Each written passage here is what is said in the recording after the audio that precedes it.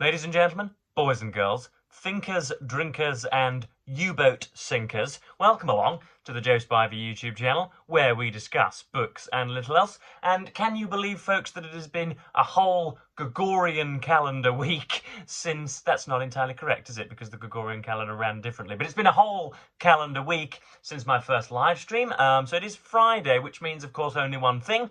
The same 13 Hull Kingston Rovers players whose defeat I berated on YouTube for a short period only are, of course, gathering together again to face different opposition. Spears are being sharpened, helmet straps readjusted, instructions relayed from the coach Willie Peters, and we are back again to play the Lee Leopards. So we can go temporarily top of the table again, and we can be much, much better. So hopefully, yeah, all our players will be back, and I shall be cheering the side on with my mother at my side, this time unrecorded. What else have I got to tell you? Oh yes, again, if you if you want to skip along to about 4 or 5 minutes, that's when the gristle of this video will begin, because I do, believe it or not, have a book to review slash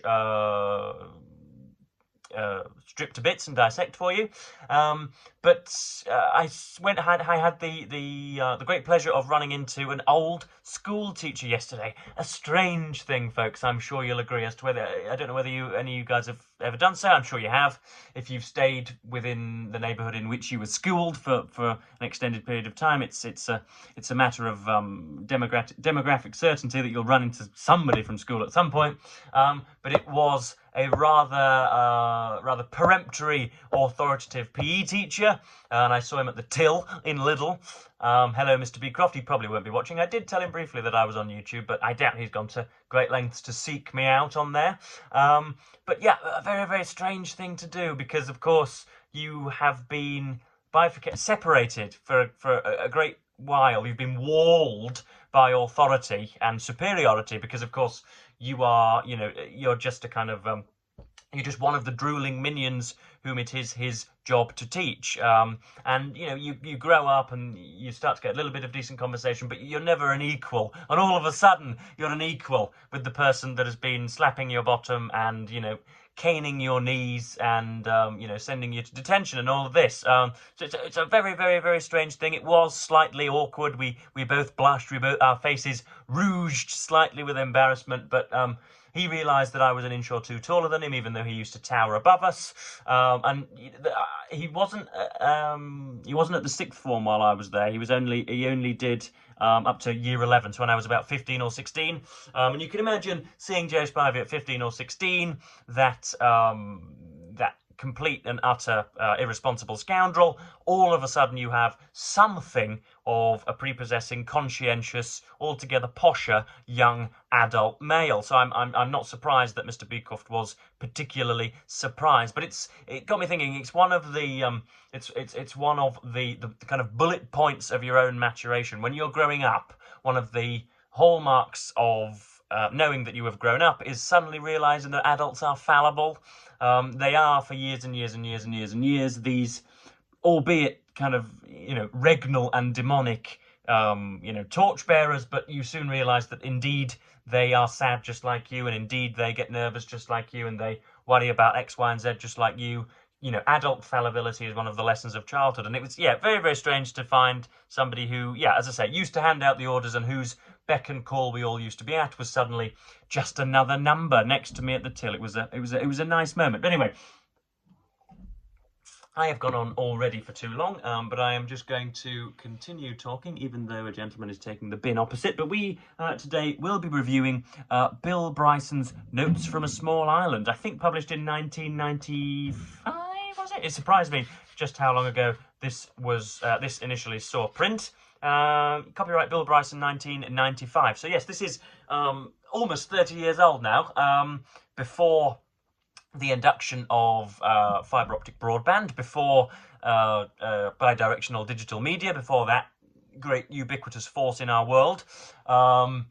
You know, before Taylor Swift was a phenomenon, when Donald Trump was naught but a failed businessman, you know, it's a bygone era almost. It really does seem like something on a par with the Renaissance or the Norman Conquest at the moment, 1995. But indeed, this is published in 1995, and it essentially, as it says on the Ron-Seal tin, talks about, or at least allows Bill Bryson some room to discuss his travels in the United Kingdom. Now, he came and lived here and, you know, kind of sat on the cushions in a great many newspaper offices. I think I'm correct in thinking it was the Times and the Telegraph and a few other newspapers. He was a freelance hack, you know, who sold some of his syllables for albeit I think reasonable sums. So yeah, he'd been here before and then returned,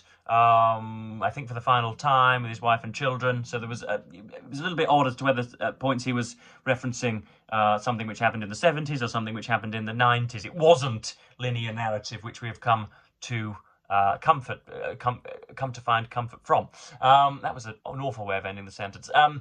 So yeah, Bill Bryson in Britain. What was I expecting before this? Well, because it's as it tells me on the back, a classic 2 million copy bestseller, I was, for my sins, expecting something rather sort of stultifying, rather safe, rather courteous, because the one thing that modern audiences tend to treasure over most things, modern readers, is comprehensibility.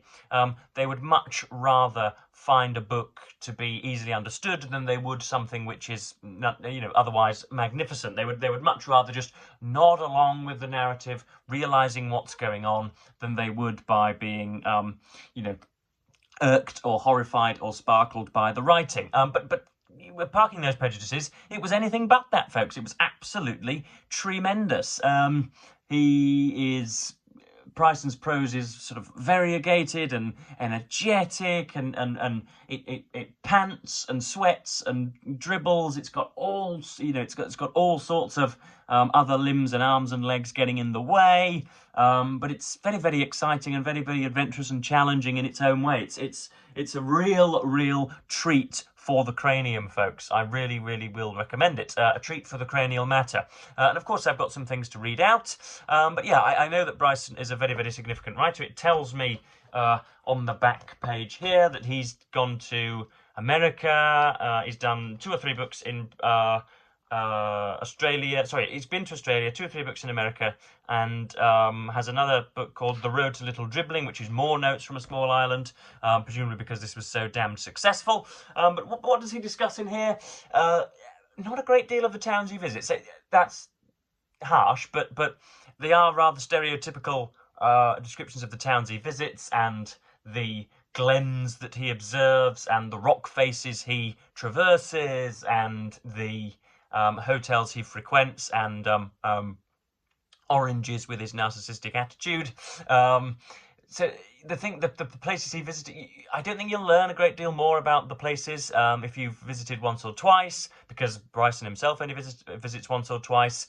But it's more, and I think this is why it's so much loved and cherished by its readership, is that it gives a great insight into the British character, or at least a kind of a stereotyped insight into the British character, that of caution and reticence and sort of slight crazy stoicism in the face of difficult situations. And the amount of drive-by shootings on popular celebrities in here is innumerable.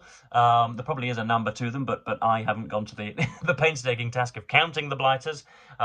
Nearly every single midnight talk show host, nearly every single gossip columnist, nearly every single Big Brother contestant finds themselves skewered or finds themselves on the end of an acerbic sentence in this book. So yeah, it's really jolly good. I don't know just how much is written with Bryson's tongue in his cheek. I myself have been told in the past, and I recognise it in my own writing, that there are, as I've mentioned just previously, there are the sweat patches of somebody trying to prove themselves, somebody who wants nothing less than to be or despises nothing more than to be boring. It's clear that he wants to be exciting, and there's a lot of flag twirling and a lot of arm raising and a lot of gesticulating. It's all a bit mad, essentially, but it is humorously mad. It is mellifluously mad at times. He cannot let a decent adjective wallow in isolation. There has to be an adverb there, unhesitatingly, glorifyingly, deprecatingly, humorlessly, wordlessly. It's the amount of ly words in this book are, again, innumerable, and I think surplus to requirement, but there we are. I'm myself guilty of that as well. But he loves this island. He really does love Great Britain. It's again, as I say, it reflects upon a time long since gone where homes didn't cost as much as, small municipal courtyards, when when you could get a hot dog for kind of an hour's wages rather than 3 weeks' wages. It just speaks of a different time. And even though they thought that life was terribly difficult in 1995, they didn't know what on earth was to come. But I do have some sections to look on here. This is an example. He's in Bournemouth, which is a small, sleepy seaside town with quite inexplicably a remarkable football team. You think that Birmingham and Oxford and Hull, amongst other places, have terrible, terrible football teams, and yet Bournemouth, which has a population of about 3.5, is peppering some of the top flight. But anyway, that's a Brysonian.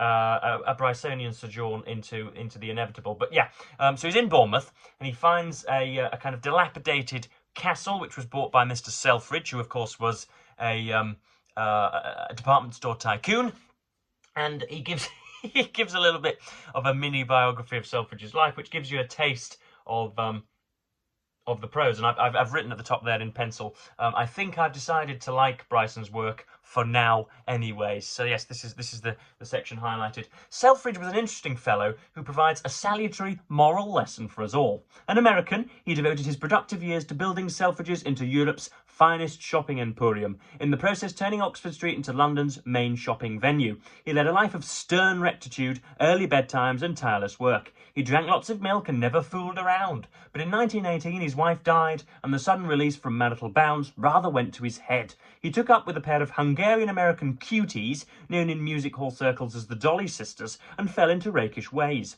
With a dolly on each arm, he took to roaming the casinos of Europe, gambling and losing lavishly. He dined out every night, investing foolish sums in racehorses and motorcars, bought Highcliffe Castle, and laid plans to build a 250-room estate at Hengistbury Head nearby.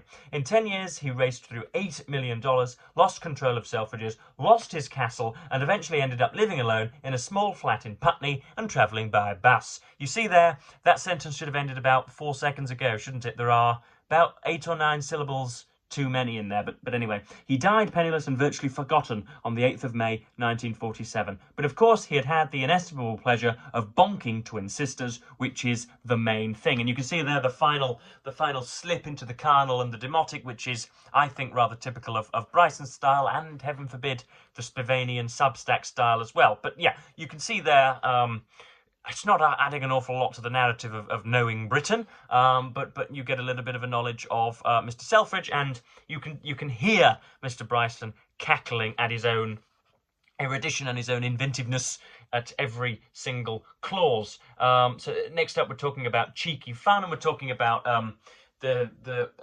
differences between the genders. Essentially, again, this is got virtually nothing to do with Great Britain, but this is talking about the different behaviours displayed by both men and women in shops and in cafes and in workplaces in general, and and pointing out the differences between the sexes. And while we're on this rather daring sexist interlude, why is it that women never push toothpaste tubes up from the bottom and always try to get somebody else to change a light bulb? How are they able to smell and hear things that are so clearly beyond the range of human acuity? And how do they know from another room that you're about to dip a finger into the icing of a freshly made cake? Why, above all, do they find it so unsettling if you spend more than 4 minutes a day on the toilet? And you see there that he is essentially just popularising his gripes, things that could have rested very, very happily and lavishly in his diary entries, or in his journal, as some of the men like to say, are instead being being bestowed upon a reading public. So I'm not altogether sure.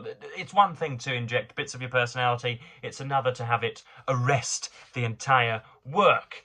So next up, I've written in the margin that this is beautiful seriousness, because every now and then, occasionally Mr. Bryson does dip into the pot of profundity and comes up smelling of roses, believe it or not. He talks about the deterioration of Britain's landmarks and hedgerows, and he is, I don't know whether he's an architectural expert, but he's certainly an enthusiast, and he charts the knocking down of, chartered buildings, or at least, very, very protected buildings, and making, plastic shopping centres out of them as a result, and detests and regrets all of this, this ridiculousness that's going on in Britain.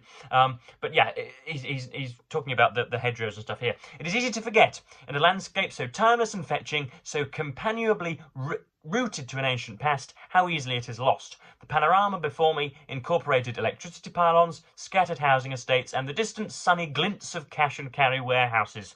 Far worse, the dense, carefully knitted network of hedgerows was showing distinct signs of becoming frayed and disjointed, like the pattern on a candlewick bedspread that has been picked off by idle fingers. Here and there, fragments of overgrown hedge stood stranded and forlorn in the midst of otherwise featureless fields. And as I say, he goes on to berate the loss of the landscape. Next, he goes to where is it? He went to here. This was very, very close, I believe. I think it was still down south, was it? Yes, this was in and around the Cotswolds. So, if any of you have ever seen Jeremy Clarkson's Farm, in and around Chipping Norton, and those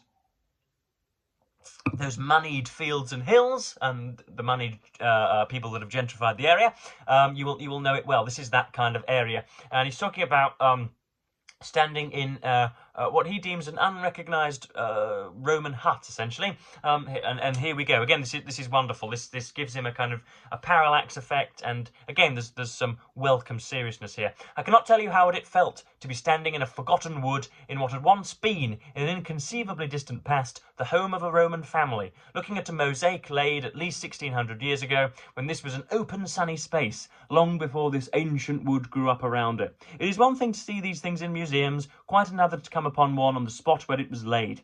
I have no idea why it hadn't been gathered up and taken away to some place like the Corinium Museum. I presume it is a terrible oversight, but I am so grateful to have had the chance to see it. I sat for a long time on a stone, riveted with wonder and admiration.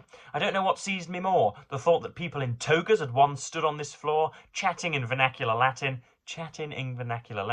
or that it was still here, flawless and undisturbed amid this tangle of growth. This may sound awfully stupid, but for the first time it dawned on me in a kind of profound way that all those Roman antiquities I'd gazed over the years weren't created with a view to ending up one day in museums. Because the mosaic was still in its original setting, because it hadn't been roped off and placed inside a modern building, it was still clearly and radiantly a flaw, and not merely some diverting artefact. This was something meant to be walked on and used, something that had unquestionably felt the shuffle of Roman sandals. It had a strange kind of spell about it that left me quietly agog. Now, what a passage that is, folks. You have got nearly everything you could ever want in a book about, in a bit of travel writing about place. And this is just another one small example.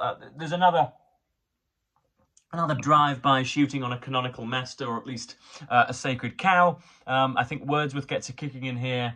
Dickens gets a kicking in here, thankfully. And even Lewis Carroll gets a kicking in here. So he is in North Wales, and walks along the same seafront that Lewis Carroll himself strolled across, apparently. This is him talking about Lewis Carroll. I don't suppose that Lewis Carroll, who famously strolled this front with little Alice Liddell in the 1860s, telling her captivating stories of white rabbits and hookah-smoking caterpillars, and asking between times if he could borrow her knickers to wipe his fevered brow, and possibly take a few innocuous snaps of her in the altogether, would notice a great deal of change today, except, of course, that the hotels were now lit with electricity, and Alice would be, 127 years old, and perhaps less of a distraction to a poor, perverted mathematician. So you can see that. I remember noting quite a lot in the margins that this was, I couldn't help but read this in a staunchly English tone. It was not written by a kind of, a sort of slovenly American that cannot be bothered with grammar and clauses. That again, the typical stereotype that we have in here, that you are all you know, Burger munching ignoramus. It was written in a very British way. It was written in a Worcesterian war-esque way. That's W-A-U-G-H, not W-A-R. So yeah, very, very interesting, very peculiar. I shall get to much more Bryson. He's another one of those for whom I reserve a special affection now. So if I see him in a second-hand bookstore, obviously not this one because that would be maniacal to purchase two of the same identical copy, but anything else, I'll probably be picking up without recourse to the price inside. I have myself a new favourite, I do believe. I want to know just how many of you, again, my working demographers tell me that a great deal of you hail from Yankland in the United States of America. I want to know just how many of you have read this, how popular this is over there, how much of it is a weird reverence for the United Kingdom in America, and how much of it is actual affection for this book by Britons who see their own, you know, mainland reflected in the Stendhalian mirror. Who knows? Who knows? Who knows? I want to know, though. I definitely do want to know. So yeah, Bryson's a new favourite, I think. I really, really enjoyed this. I would like him to calm down, and I would like to just settle him down in his chair and say, don't worry, Bill, everything's going to be jolly fine. People are going to read your books. You don't need to be quite as sort of aeronautical as you are in here. But yes, I have gone on for far too long, and I'm going to go and edit my George Eliot essay, because Hannah Joyner has been kind enough to give me some constructive feedback, and then I will be pressing on with the rugger this afternoon. So as ever, I'm going to thank you ever so much for watching BookTube and say goodbye.